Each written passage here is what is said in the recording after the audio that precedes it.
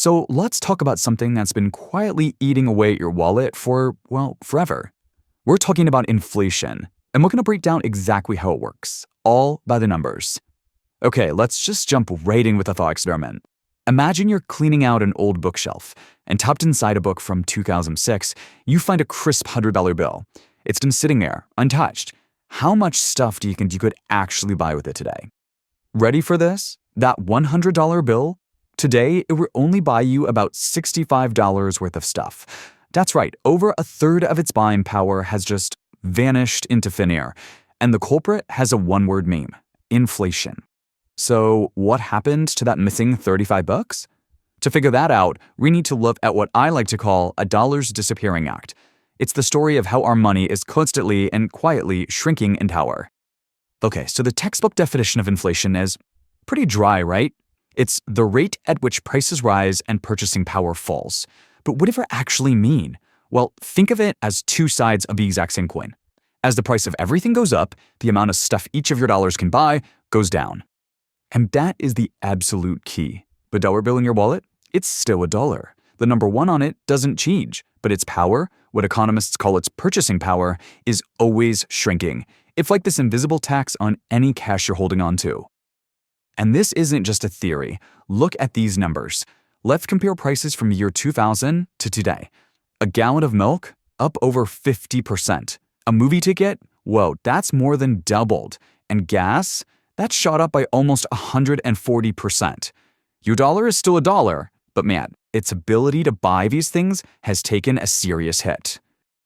Okay, so that brings up a really good question, right? I mean, the price of milk is going up, but maybe the price of a new TV is going down. So how on earth do we get one single number for inflation? How do we measure the cost of, well, everything? Well, economists came up with this really clever idea called the basket of goods. Just picture a giant shopping cart. And inside that cart is everything a typical family might buy in a month. They fill that cart up, and then they just track its total cost over and over again, month after month, year after year. So what's actually in this basket? It's not just the stuff you'd think of, like food and gas. The single biggest piece of the pie is housing. Then you've got transportation. But it also includes everything from haircuts and doctor visits to college tuition. This whole thing is the basis for what you hear about in the news, the Consumer Price Index, or the CPI. And the way they turn this into an index is actually pretty simple. You just pick a starting point, a base year, and you decide, okay, that year is 100. Then you just track the cost of that basket every month. So if the total price of everything in the basket goes up by 20%, your index number just climbs to 120. It's just a straightforward way to measure change from that starting line. All right, so we got what inflation is, and we know how it's measured. But why does it even happen? Why do prices rise in the first place? It really just boils down to a few basic forces. You've got three main culprits here. First, there is demand pull. This is that classic story of too much money chasing too few goods. Yeah, like when a new gaming console comes out and everyone wants one. Then there is cost push. If it gets more expensive for a company to make something, maybe their materials or energy costs go up, they're probably going to pass that cost on to us. And finally, you have the money supply. Central banks can influence how much money is floating around in the economy, and that has a big impact on prices too. Okay, and this is where it really hits home, because inflation doesn't treat everybody the same. It creates this hidden system of winners and losers, all dependent on your own financial situation. Just look at this. If you're a big-time saver and you've got a lot of cash just sitting around, inflation is your worst enemy. The value of your savings is just constantly being chipped away. But if you're a borrower with a fixed-rate loan, like a mortgage, inflation can actually be your friend. Think about it. You're paying back that loan with future dollars that are worth less than the ones you originally borrowed. And this quote right here just nails it for most of us. If your salary stays the same, but prices rise 5%, you've basically just taken a 5% pay cut in what you can actually buy. The number on your paycheck didn't change, but your real-world financial power went down.